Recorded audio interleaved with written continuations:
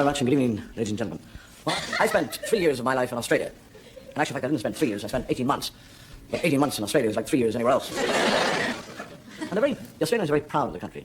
I left London on Friday at 4:30 in the afternoon. I flew all through Friday, all through Saturday, all through Sunday, and I arrived after 36 hours on an airplane. I arrived and see my eyes are hanging out. And the fellow says, "How did you find Australia?" I said, "I got off the bloody plane and I was there." The Australians actually, I know the Irish have a funny way of talking, but the Australians have also a funny, they add IE onto a lot of words. I was there around Christmas, and I said to a fellow, I said, "What are you going to do on Christmas?" He said, "Well, I think I'll get up. Chrissy die. I'll have my brekkie. I'll pick up the cosy, go for a dippy, watch a game of footy, have a game of drinkies, and then I'll come home and have a yummy, yummy Chrissy din-din."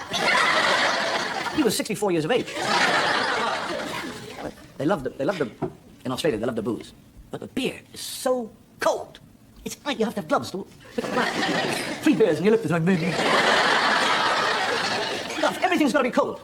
And you get a tramp, a wino, goes into a chemist shop and said, do you have a bottle of methylated spirits? And the chemist said, yes, gives him one. He said, "What's the matter? Don't you have a cold one?"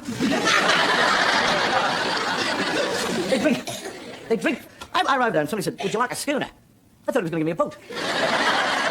And they're always telling me, as soon as you arrive in Australia, they say, "Watch out for the sharks." And they don't say a shark will eat you or chew you up. They say he'll take you. You're going to be taken by a shark. And I think to myself, well, if he takes me, he'll die of alcoholic poisoning. And I'm swimming. But in the back of my mind, sharks. I'm thinking of it. And I'm swimming away. And a fellow goes underneath me. He swims on. I don't even see him. And he comes right under. And he goes with his finger, shoot, down the stomach. Nobody swam in that sea for about 3 days.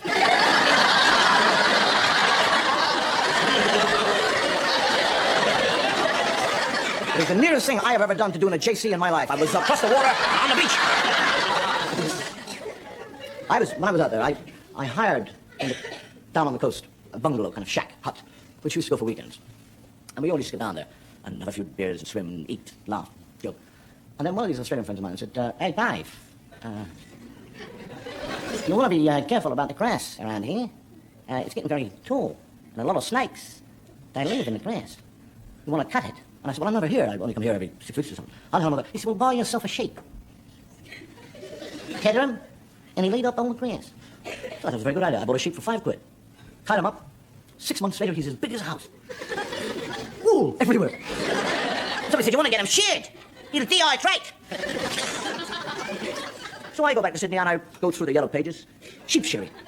And unknown to me, I am ringing up the biggest sheep shearing company in the world. And I said, "I'm making inquiries about sheep shearing." The woman said, "1 second, please." And I was, "Believe you're making inquiries about sheep shearing?" I said, "Yes." He said, "Well, let me tell you our rates first. We shear sheep per 5,000, 10,000, 50,000, 100,000. We've got different rates. We've got piece rate. We do hourly rate, weekly rate, monthly rate. It all depends on the number of sheep that you have, percentage loss, percentage gain." "How many sheep do you have?" I said, "1. He said, "Really? What is bloody 9?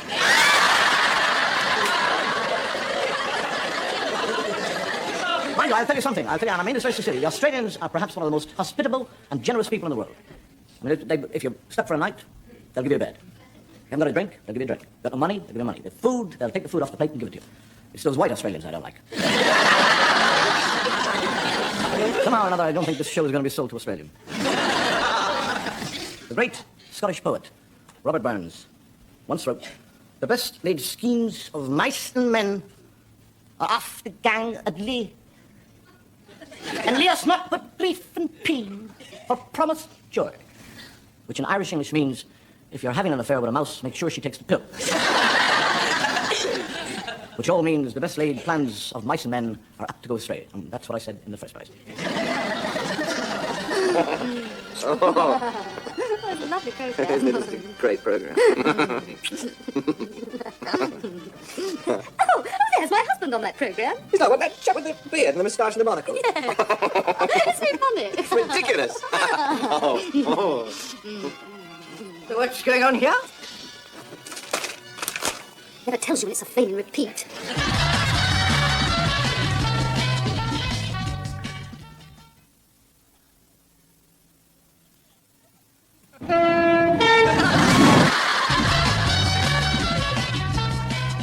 So we caught you at last. And now, you're going to die. You would never have caught me. Only I was betrayed by my best friend. Ha! You should never trust anybody.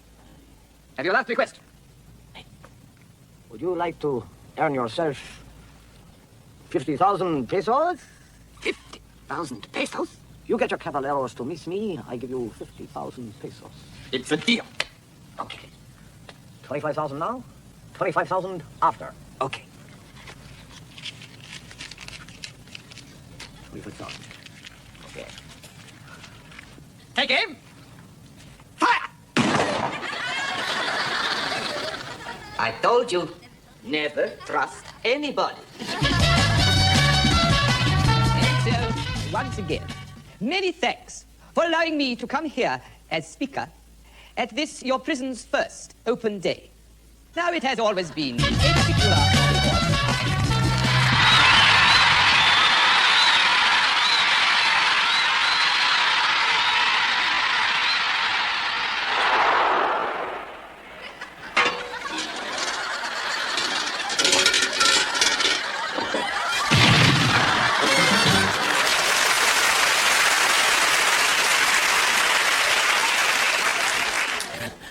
The best laid schemes of mice and men, yes. We have within the Church of Rome what we call a confessional box, which I suppose is Rome's answer to Freud.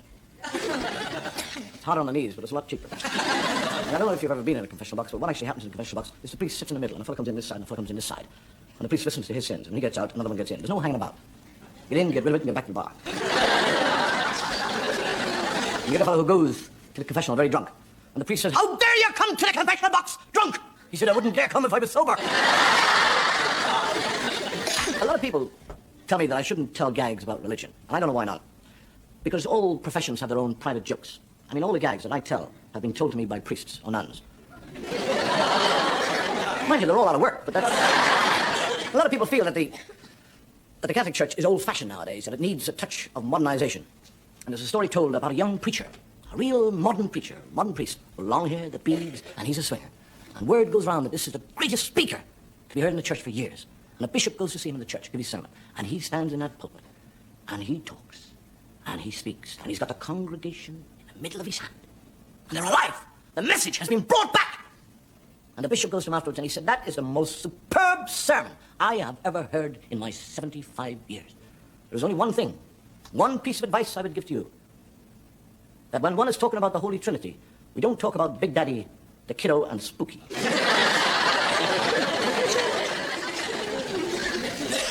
Come on. In all the shows that we've done so far, we've done sketches on religion. And why should this week be any different than the others?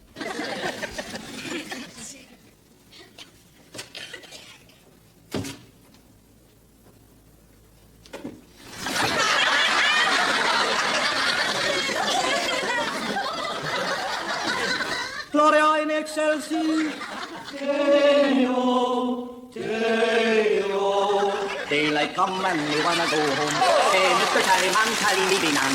Daylight come and we wanna go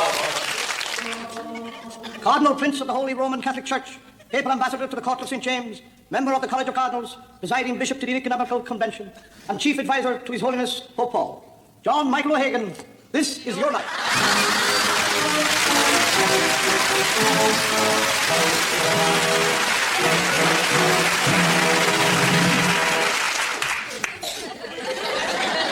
The other thing that always baffles me is when they say that man is made in God's likeness. Who are they talking about? Are they talking about the Japanese, Chinese, Indians, Pakistanis, Germans, Englishmen? I personally don't see God as a Chinaman. I can't imagine going to heaven and God standing there saying, "How you doing? Heavenly Katsui." Well, an Indian, can you imagine knocking on God as an Indian saying, "Welcome. In 3030, the place is slightly overcrowded. 5 to a bed, but we'll be all right now." I don't even see God as an Irishman. Can you imagine God 6 foot tall with a big wimpy jacket on? Saying, "Come on in, lads, have a chat." I see God as an Englishman. The bowler hat and the brolly. I mean, who else but an Englishman would say, "I'm terribly sorry, you can't come in. You've got to go below and burn."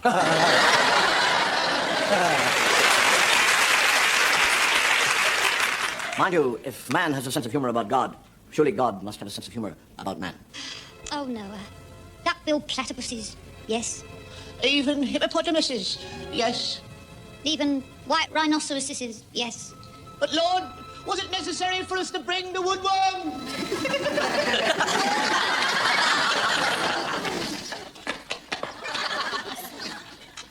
Beware of God. I see now.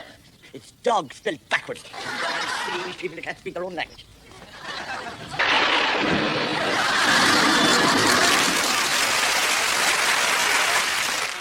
In this battle today, fear not for whom the bell tolls. It tolls not for thee. Ours is a just cause. I am King of England by divine right. God is on our side. What?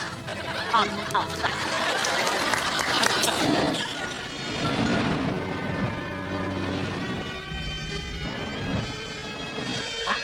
British tanker. Range 2,000. Range 2,000. Give me depth. Depth 50. 50. Prepare to fire. Prepare to fire. Ready. Fire! Fire!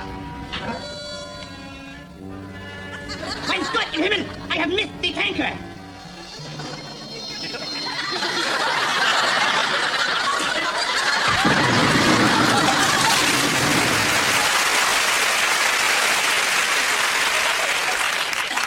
You're safe nowhere. The greatest sin of all against God's law is a sin of infidelity. And I think it's a sin that you're all guilty of. I'm not, but you are. You don't actually have to commit to a physical act to commit the sin. All you got to do is think the sin. I haven't got a chance in hell of ever going to heaven. Infidelity. In the olden days, the men used to protect the wives against the sin of infidelity by making them wear what they called a chastity belt. And there was a knight about to leave for the holy wars, and he called his friend. And he said, Sir Reginald, I leave to fight for my God, my king, and my country against the infidel. To you, and to you only, because you are the only man in this whole realm that I can trust, I entrust you the key to my wife's chastity belt. If I do not come back from the holy wars, give it to my wife and tell her she is free to marry whoever she wishes. And he gets on his steed, in his armor, and he trots off. The sun gleaming on that armor, and the lance held high, sparkling in the sunshine. And 10 miles from his castle, he turns round to have one last look, and he sees a cloud of dust coming closer and closer and closer and closer to him. He reins to, and it is Sir Reginald. And he said, Why do you come after me, Sir Reginald? And Sir Reginald said, My lord, you have given me the wrong key.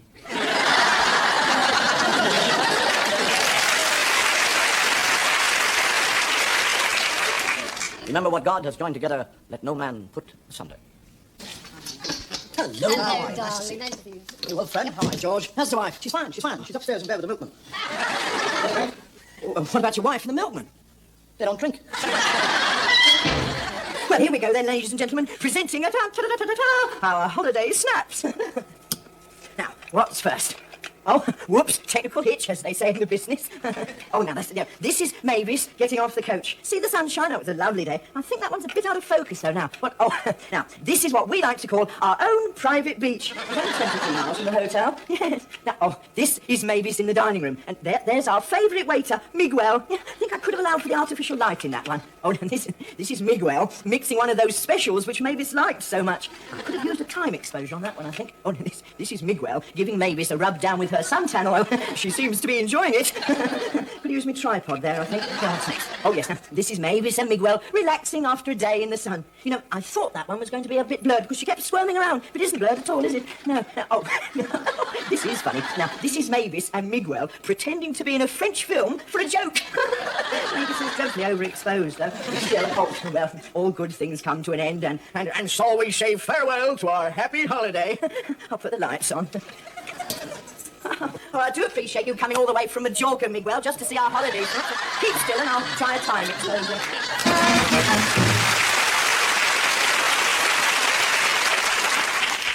It's amazing how disbelieving we can be unless we actually see something with our own eyes. And even if we see something with our own eyes, which is unbelievable, the mind will not allow the brain to accept what the eye has seen.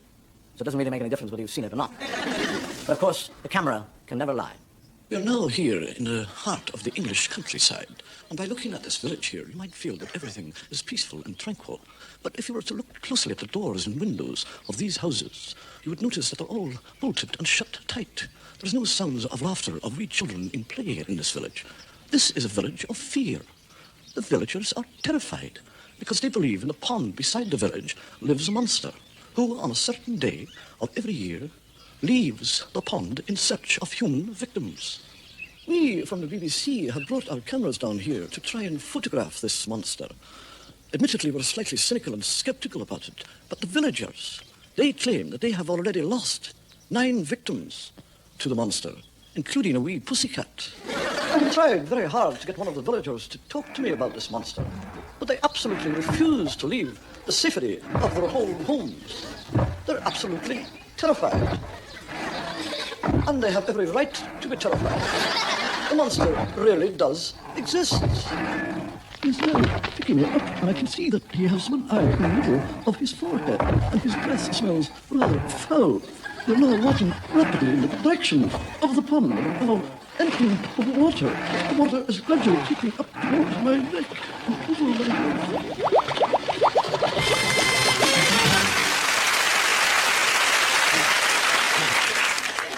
If you think that's strange, you should try living in my mind.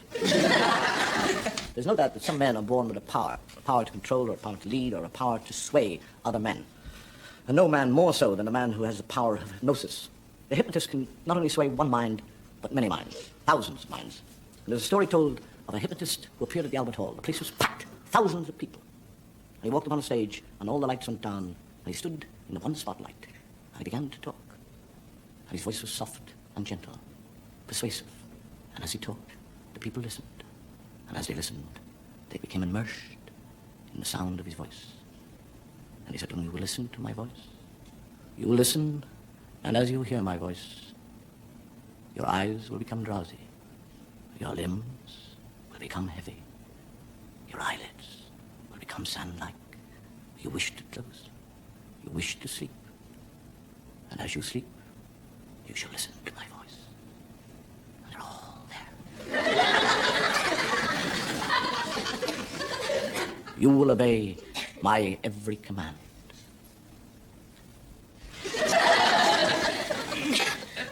The whole place is still. He said, I will leave the stage now for a few moments, but I want you to remember that you are under my control.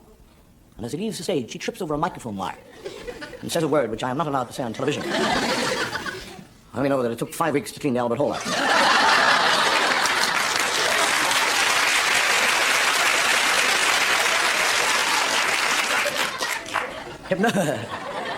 Hypnosis is one way of making men do what you want them to do, but there are other ways.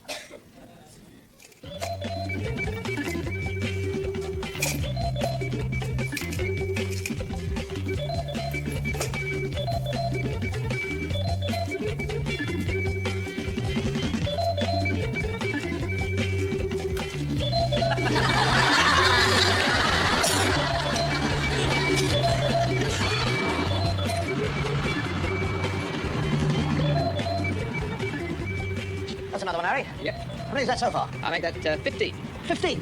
That's a brilliant scheme on your part. Oh, thanks, Fred. Shall we move on? Why not?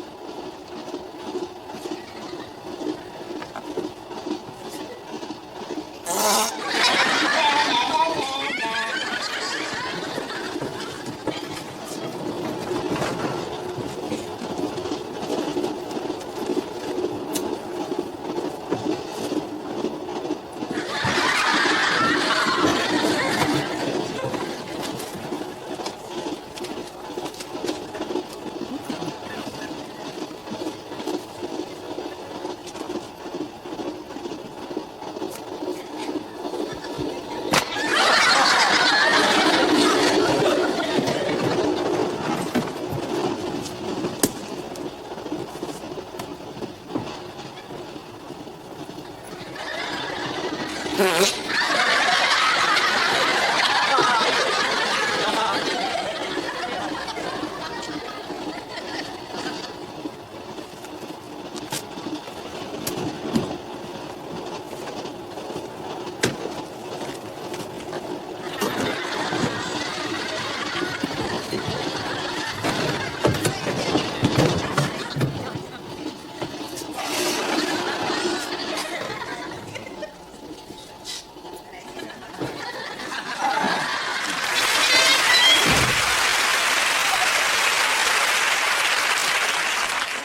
know, my brother and myself used to do that. And I'll tell you another way of getting an empty carriage. Is get into it early and sit there, and as somebody approaches the door, go... I guarantee you, wherever you're going, you'll have an empty carriage.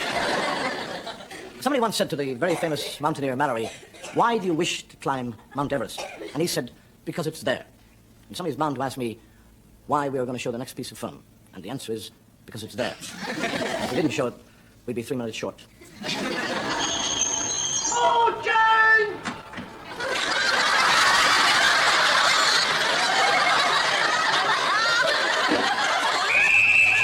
Girls were made to love and...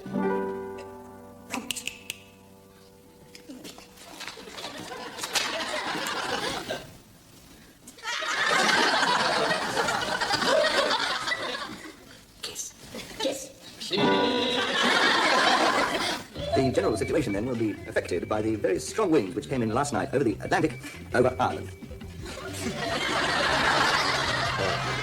Ireland.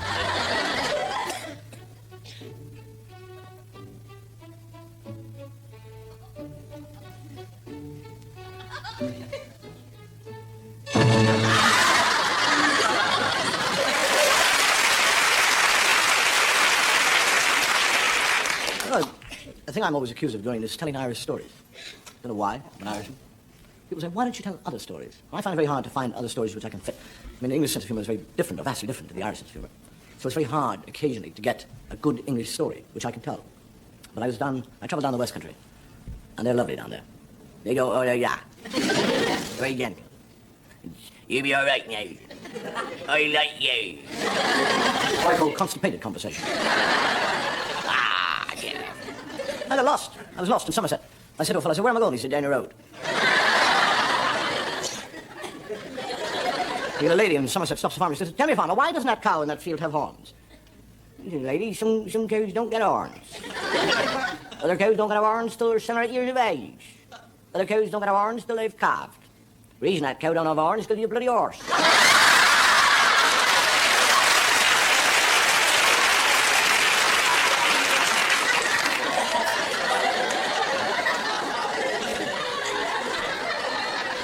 We had the two West Country men in the First World War, in the trenches. And one called to his friend, he said, well, we've got to retreat now. Got to go back. He said, I can't go back, I've just caught a prisoner. He said, well, bring him with you. He said, he doesn't want to come. He said, well, leave him. He said, he won't let me. Men in uniform are rewarded for their acts of valor in many different ways. We in Western Europe have our own method of honoring the heroic soldier.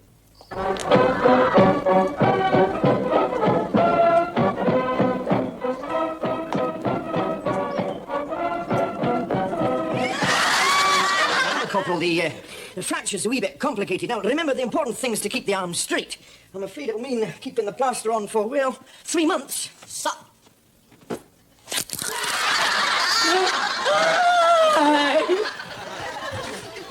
Have you made up your mind?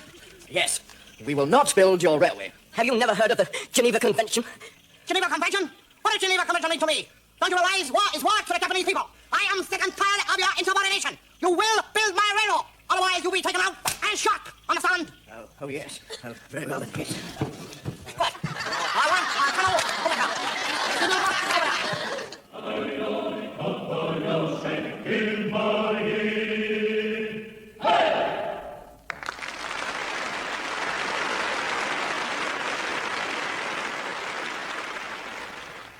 Ladies and gentlemen, we would now like to sing a Western song.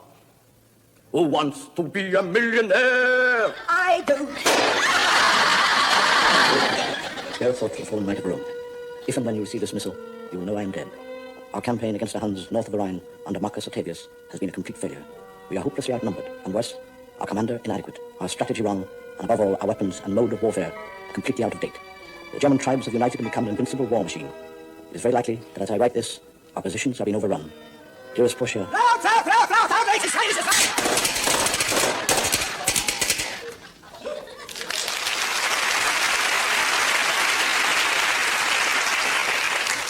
I just counted that up. That's 7 times I've died in this show. Should be an undertaker. One of the most prolific of all English poets was a man called Anonymous. He's written an amazing amount of stuff. And one of the poems that he wrote was, as I was going up the stair, I met a man who was not there. He was not there again today. I wish that man would go away. Now, if you think about that long enough, that is very spooky. I met a man who wasn't there. He wasn't there again today. I wish that man would go. That makes your hair stand on end. Have you ever really been in a position, not you, sir, because you got none, where your hair has stood on end? I did it in Ireland. And this is no joke. This is no joke. I used to take a shortcut through a graveyard. And it never bothered me. And one night I was walking through the graveyard. And as I walked, I heard behind me,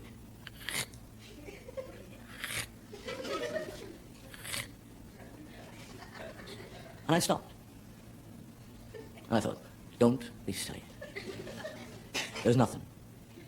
Don't even look around, because if you're frightened, you must never look around. And I walked on, and as I walked on, it went...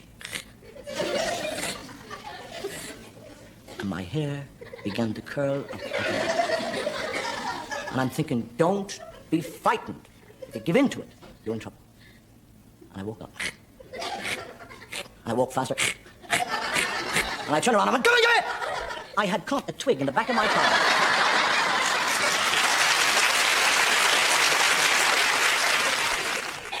Real fear is never far below the surface, ready to emerge, ready to grip you with icy, cold, grave-like fingers, ready to send your mind spiraling downwards into a blind, black pit of sheer